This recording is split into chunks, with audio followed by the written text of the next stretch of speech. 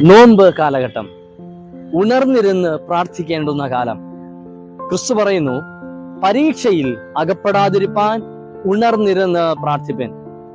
ഗദസമന തോട്ടത്തിൽ തന്റെ ശിഷ്യന്മാരുമായിട്ട് കടന്നു പോകുന്ന കർത്താവ് ശിഷ്യന്മാരെ രണ്ടിടത്തായിട്ട് ഇരുത്തി അവരോട് പ്രാർത്ഥിക്കുവാനായിട്ട് പറയുന്നുണ്ട്. അവരിൽ നിന്നും അല്പം അകലെയായി കർത്താവും പ്രാർത്ഥിക്കുകയാണ്.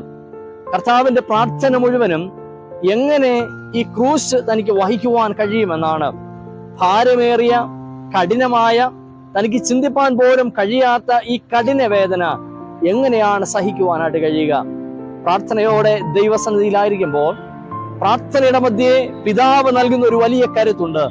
ഏത് പ്രശ്നത്തെയും, ഏത് പ്രതിസന്ധിയെയും, ഏത് കുരിശിനെയും വഹിപ്പാനുള്ള ശക്തി കർത്താവ് ഗദസമനയിലെ പ്രാർത്ഥനയിലൂടെ നേടുന്നുണ്ട്.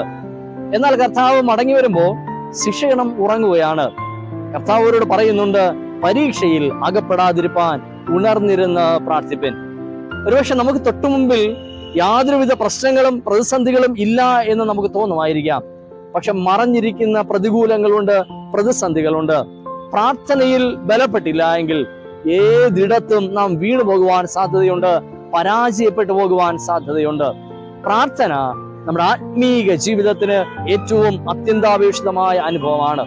പ്രത്യേകിച്ച് ക്രൂശിന്റെ അനുഭവങ്ങളിലൂടെ നാം കടന്നു പോകുമ്പോൾ, പ്രയാസങ്ങളിലൂടെ, പ്രതിസന്ധികളിലൂടെ നാം കടന്നു പോകുമ്പോൾ, ക്രൂശിനെ ഉപേക്ഷിച്ച് സുരക്ഷിതമായ ജീവിത മാർഗങ്ങളിലേക്ക് മാറുകയല്ല, ആ ക്രൂശിനെ വഹിപ്പാൻ ആവശ്യമായ കരുത്ത് പ്രാപിക്കണമെങ്കിൽ പ്രാർത്ഥനയിൽ ബലപ്പെടുവാനായിട്ട് നമുക്ക് കഴിയണം.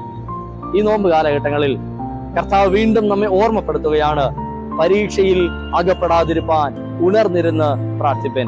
പ്രാർത്ഥനയോടെ ദൈവസന്നിധിയിലായിരിക്കാൻ, കർത്താവിനോട് ചേർന്ന് നടന്നുകൊണ്ട് അനുഗ്രഹങ്ങൾ പ്രാപിപ്പാൻ ഈ കാലഘട്ടങ്ങളിൽ ദൈവം നമ്മെ ഒരുക്കുമാറാകട്ടെ, അനുഗ്രഹിക്കുമാറാകട്ടെ. ആമേൻ.